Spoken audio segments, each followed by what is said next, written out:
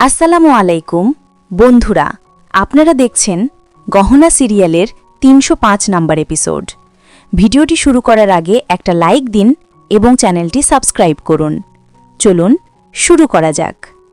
এপিসোডের শুরুতে আমরা দেখতে পাই গহনা আর বাড়ির সবাই চিন্তিত হয়ে হাসপাতালে ঢুকে। গহনা তখন একটা ডাক্তারের কাছে যায় আর তাকে জিজ্ঞেস করে, ডাক্তারবাবু, আমার স্বামী কোথায় আর উনি কেমন আছে? তখন ডাক্তার বলে, আপনি? তখন গহনা বলে, হ্যাঁ আমি। বলুন না ডাক্তারবাবু, আমার স্বামী ঠিক আছে তো? তখন জানকী ডাক্তারকে উদ্দেশ্য করে বলে, ডাক্তার সাব, আপনারা কি ভাবছেন? আমাদের ছেলে আয়ুষ্মান ঠিক আছে তো? কোথায় আছে ও আমাদের বলুন।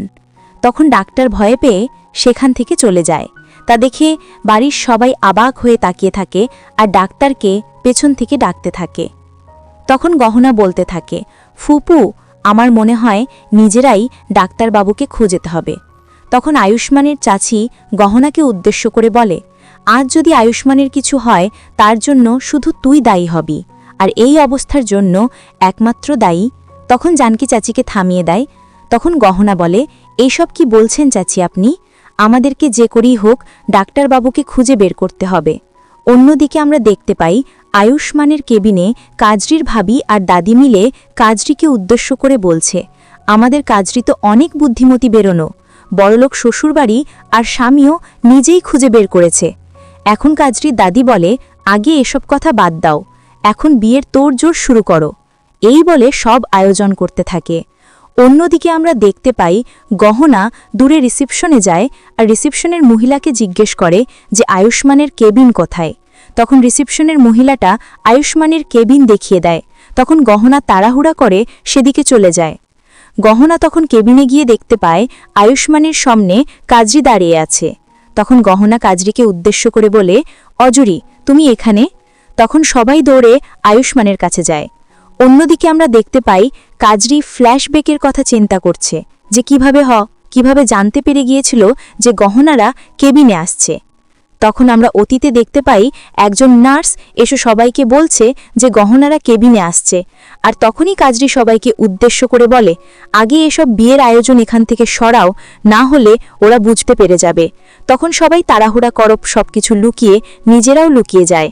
তখন আমরা বর্তমানে দেখতে পাই জানকী কাজরিকে উদ্দেশ্য করে অনেক কথা শোনাচ্ছে। তখন কাজরি জানকীকে উদ্দেশ্য করে বলে, আপনারা তো সবাই জানেন যে আমার দাদির রাগ কেমন। তখন জানকী রেগে কাজরিকে সেখান থেকে বের করে দেয়। এখন কাজরি বাইরে বের হয়, শক্তি সিংকে কল দেয় আর সেখানে আসতে বলে। কিছুক্ষণ পর আমরা দেখতে পাই গহনা যখন কেবিনে ছিল তখন সেখানে শক্তি সিং সেখানে একটা ফুলের তোড়া নিয়ে আসে আর গহনাকে নিয়ে ডেটে যাওয়ার কথা বলে। তখন গহনার আগে সেই ফুলের তোড়াটা নিচে ছুঁড়ে ফেলে দেয়। তখন শক্তি সিং নিচ থেকে সেই ফুলের তোড়াটা তুলতে গেলে দেখতে পায় বেডের নিচে কাজরির ভাবি আর দাদি লুকিয়ে আছে। যখন শক্তি সিং সেখান থেকে উঠে গহনাকে আবার ডেটে যাওয়ার কথা বলে তখন গহনা রাজি হয় না। তখন শক্তি সিং বলে, তুমি আদি আমার সাথে ডেটে যেতে না চাও তাহলে তোমাদেরকে আমি আবার পুলিশের কাছে ধরিয়ে দেবে। এই বলে পুলিশদেরকে ভেতরে আসতে বলে। তখন জানকী বলে, আগে আমি চিন্তিত ছিলাম যে আমাদের আয়ুষ্মান কেমন আছে, সুস্থ আছে না কেমন আছে।